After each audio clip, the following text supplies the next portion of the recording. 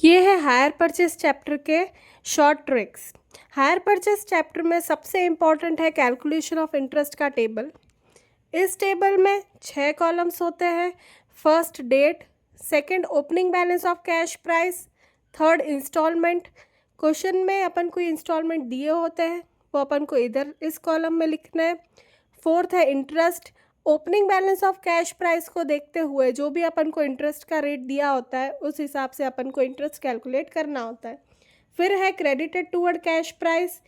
Credited toward cash price का column है, उसका टोटल और opening balance of cash price का जो ओपनिंग बैलेंस होता है वो हमेशा सेम होता है। फिर closing balance of cash price, इधर इधर जो अमाउंट बचता है वही नेक्स्ट ईयर का ओपनिंग होता है।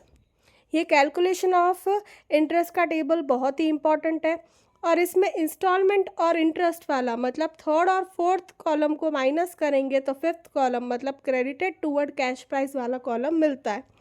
फिर ओपनिंग बैलेंस में से क्रेडिटेड टूवर्ड कैश प्राइस को माइनस करते हैं तो क्लोजिंग बैलेंस ऑफ अपन को कैश प्राइस मिल जाएगा। फिर है hire purchase price. Hire purchase price अपन को कैसे मिलती है? Cash price plus interest. Hire purchase price is equal to cash price plus interest. ऐसे ही अपन को इंटरेस्ट निकालना हो तो कैश प्राइस इधर चला जाएगा, तो higher purchase price minus cash price तो मिल जाएगा इंटरेस्ट। अभी अपन को इसमें बेसिक्स जनरल एंट्री करनी होती है, तो जनरल एंट्री अपन कैसे करेंगे? स्टार्टिंग में हमेशा जब अपन असेट खरीदते हैं तो असेट अकाउंट डेबिट कर देंगे।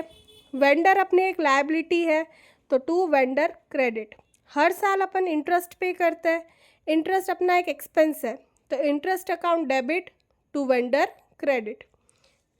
फिर ऑन पेमेंट जब इंस्टॉलमेंट पे करते हैं तो वेंडर अकाउंट डेबिट, क्योंकि लायबिलिटी अपनी कम हो रही है, इतने पैसे अपन पे ऑफ कर दे रहे हैं।